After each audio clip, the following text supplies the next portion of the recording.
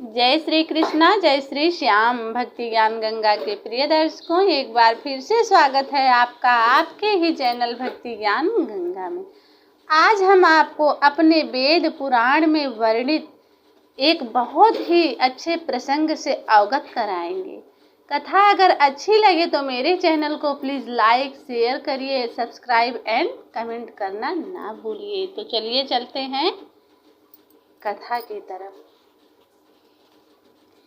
एक बूढ़ी माँ समयानुसार अपने शरीर का त्याग की।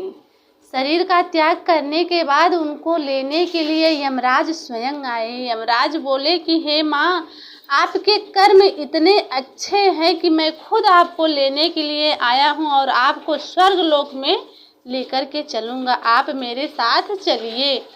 तो बूढ़ी माँ बोली कि महाराज, हम तो आपके साथ चलेंगे, लेकिन मेरी एक इच्छा है, मेरी एक इच्छा आप पूर्ण करिए तो हमको बहुत खुशी मिलेगी।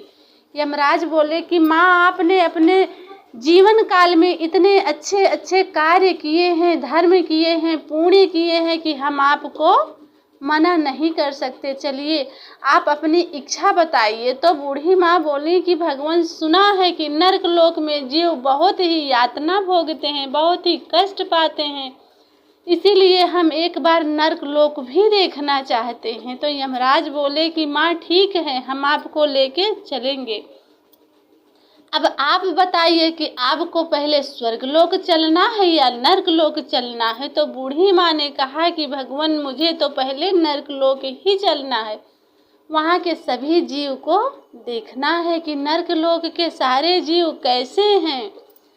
यमराज बूढ़ी माँ को लेके नरक लोक चले। थोड़ी ही देर में नरक लोक आ गया और यमराज बोले कि माँ, जाओ देख लो नरक लोक के जीव कैसे हैं। बूढ़ी माँ जब वहाँ पहुँची तो क्या देखती है कि वहाँ के सारे जीव रो रहे हैं, विलाप कर रहे हैं, अत्यंत पीड़ा में है। उनके शरीर एकदम हांड मांस की तरह सुखा सुखा के दुबले पतले हो रहे हैं और बहुत ही कष्ट में हैं। तो और क्या देखती है बूढ़ी माँ की वहीं सामने थोड़ी दूर पे एक बहुत बड़ा खंभा है और खंभे के ऊपर एक सुंदर पतीला, और पतीले में बहुत ही सुंदर खीर, और खीर की खुशबू इतनी अच्छी है कि बहुत दूर दूर तक महक रही है। जब बूढ़ी माँ ने सभी जीवों को देखा कि वहाँ के सारे जीव एकदम जोर जोर से विलाप कर रहे हैं, कष्ट में हैं, तो बूढ़ी माँ ने कहा कि आप लोग इतना कष्ट में क्यों हैं, इतना दुबले पतले क्यों हो गए हैं। आपके सामने एक बड़ा खंभे के ऊपर मैं देख रही हूँ सुंदर पतीला है और पतीले में इतनी अच्छी खीर है, आप सब उस खीर को क्यों नहीं खा लेते और खा के स्वस्थ क्यों नहीं हो जाते। तो जीव और भी जोर जोर से रोने लगे और बोले कि माँ, हम लोग इस पतीले को कैसे पाएं, ये पतीला बहुत ऊपर है, हम लोग इसे पा नहीं सकते और ना ही इसे खा सकते हैं, बस इसका सुगंध ही ले सकते हैं। तो इतने में बूढ़ी माँ का समय खत्म हुआ और बूढ़ी माँ, यमराज बोले कि माँ चलो यहाँ से। अब वहाँ से चलते चलते थोड़ी ही देर में स्वर्ग लोक आ गया। बूढ़ी माँ स्वर्ग लोक पहुँची तो वहाँ क्या देखती हैं कि वहाँ के सारे जीव एकदम से स्वस्थ हैं, मस्त हैं, आनंदित हैं और बड़े ही प्रसन्न मुद्रा में हैं। बूढ़ी माँ देखती है वहाँ भी वैसे ही सुंदर खंभा और बाग बगीचा सब कुछ अच्छा है, और वहाँ भी उसी खंभे पे वैसे ही खीर लटका है पतीले में और वैसी ही खुशबू आ रही है।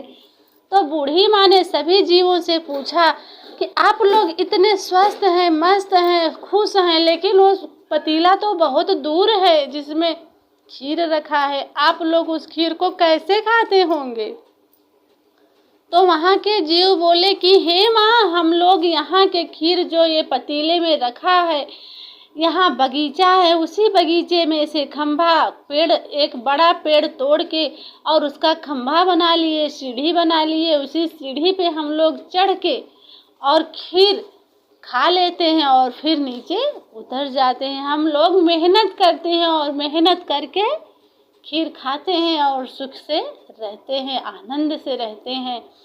तो बूढ़ी माँ बोली कि आप लोग तो बहुत अच्छा कार्य कर रहे हैं यहाँ, इसीलिए आप अपने सुख में मस्त हैं। तभी यमराज बोलते हैं कि देखो माँ, यही है स्वर्ग और नर्क। ऐसे ही स्वर्ग और नर्क भगवान मृत्यु लोक में भी बनाए हैं। मृत्यु लोक में नर्क लोक की समस्त वस्तुएं भी उपलब्ध हैं और स्वर्ग लोक की समस्त वस्तुएं भी उपलब्ध हैं। अब जो जीव जैसा कर्म करेगा उसको वैसा ही फल मिलेगा।